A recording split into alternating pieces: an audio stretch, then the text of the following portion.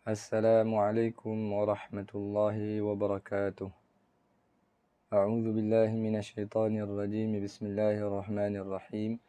Alhamdulillahi rabbil alamin wassalatu wassalamu ala sayyidil mursalin wa ala alihi wa sahbihi ajma'in.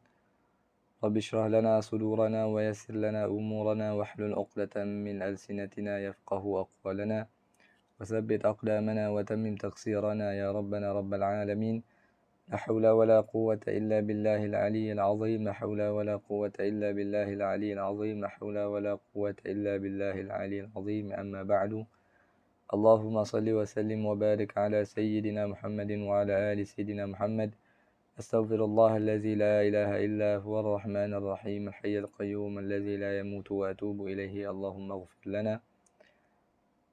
Sidang penonton yang dirahmati Allah, di video kali ini kita akan mendengarkan riwayat hidup Al-Imam Nawawi radhiyallahu ta'ala anhu. Nama beliau ialah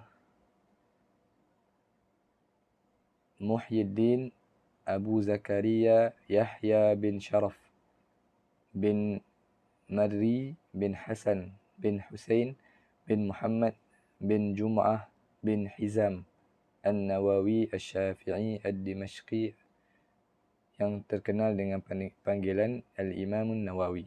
Beliau lahir pada tahun 631 Hijrah dan wafat pada tahun 676 Hijrah ketika umur 45 tahun.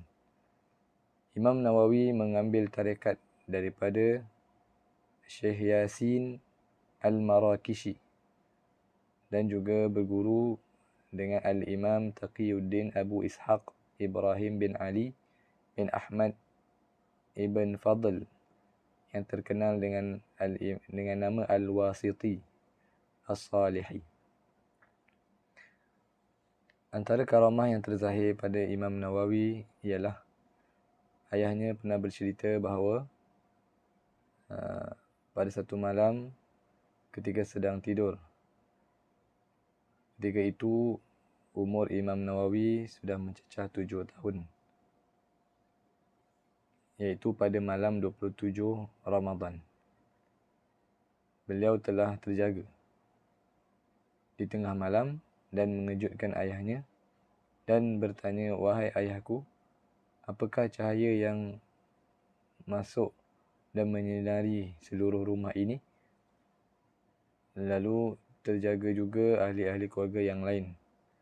Padahal kami," kata ayah Imam Nawawi, "kami semua tidak melihat sesuatu cahaya pun." Kata ayah beliau, "Maka dengan itu yakinlah aku pada malam tersebut ialah malam Lailatul Qadar." Ayah beliau juga pernah bercerita, satu ketika mereka pergi untuk menunaikan haji. Lalu Imam Nawawi ditimpa penyakit demam yang amat panas sehingga di dalam perjalanan sehingga kepada hari Arafah. Dan ayah beliau menceritakan sepanjang sakit tadi Imam Nawawi tidak pernah mengeluh atau mengadu kesakitan.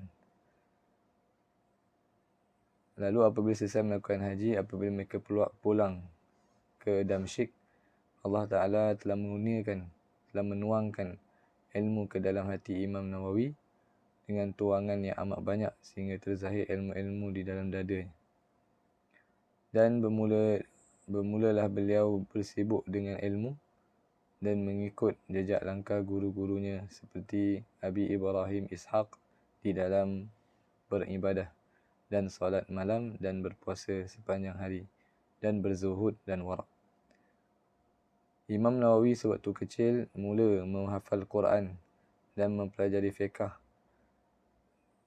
daripada ulama-ulama yang berada di kawasan tempat tinggalnya. Pada satu hari, Syekh Yasin Al-Marakishi yang merupakan guru mursyid Imam Nawawi melalui kampung Nawa, iaitu kampung tempat tinggal Imam Nawawi. Lalu beliau melihat seorang budak yang dipaksa untuk bermain. Padahal budak itu tadi lari daripada kanak-kanak yang lain kerana tak mahu bermain dalam keadaan menangis kerana dipaksa. Dan budak tadi menangis lari daripada mereka dalam keadaan membaca Al-Quran yang dihafalnya. Lalu Syekh Yasin Marakishi merasa takjub, kagum dengan budak kecil tersebut dan pergi berjumpa dengan ayah beliau.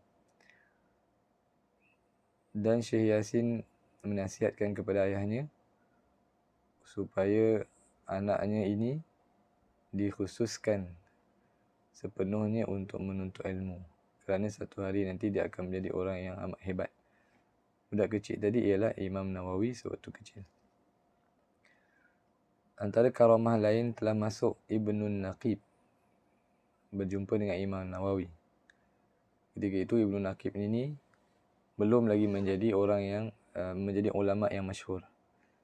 Tetapi apabila Ibnun Naqib ini masuk untuk belajar dengan Imam Nawawi, lalu Imam Nawawi menyambutnya dengan berkata, "Selamat datang wahai Qadhil Qudah." Qadhil Qudah merupakan gelaran kepada orang yang tersangat alim. Dan Imam Nawawi mempersilakan dia duduk dan juga menggelarnya dengan Mudarris Syafi'iyah. Duduklah wahai guru kepada ulama-ulama Syafi'i. Yang mana ketika itu Ibnu Naqib masih lagi belajar. Dan setelah berlalu beberapa zaman, maka ternyata Ibnu Naqib kemudian daripada itu menjadi ulama yang masyhur, ketua kepada ulama-ulama Syafi'iyah. Satu ketika Imam Nawawi melawat Al-Arif Billah Abul Hasan dalam keadaan Syekh Abul Hasan ini dalam keadaan sakit dengan satu sakit yang dahsyat. Lalu Imam Nawawi duduk di sampingnya dan mula menasihatinya tentang sabar. Lalu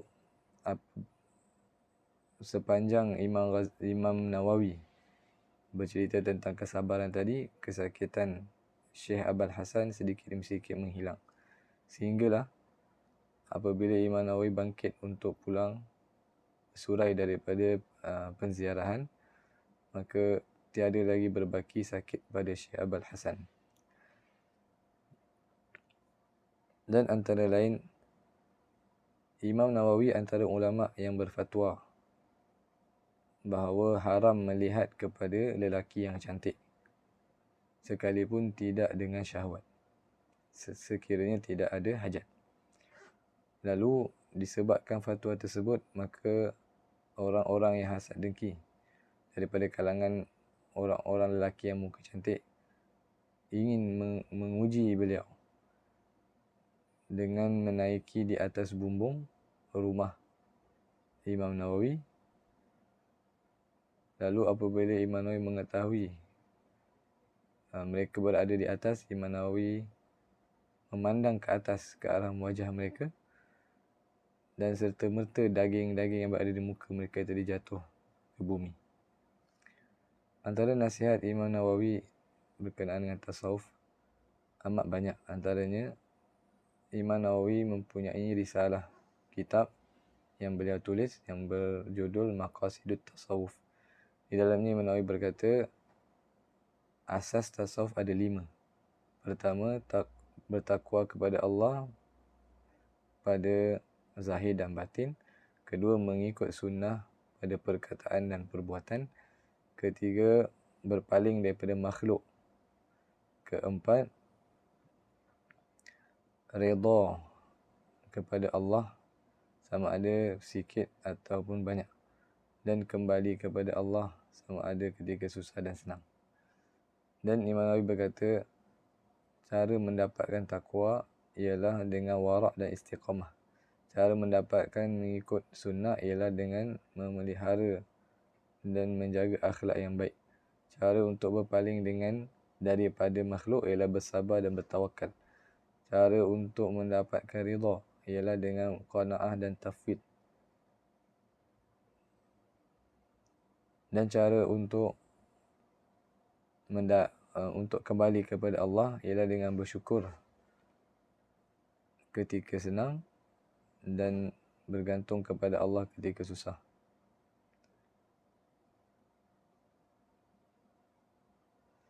Dan kata lagi Imam Nawawi, asas bagi lima asas tadi ialah 5. Pertama, semangat yang tinggi, menjauhi yang haram,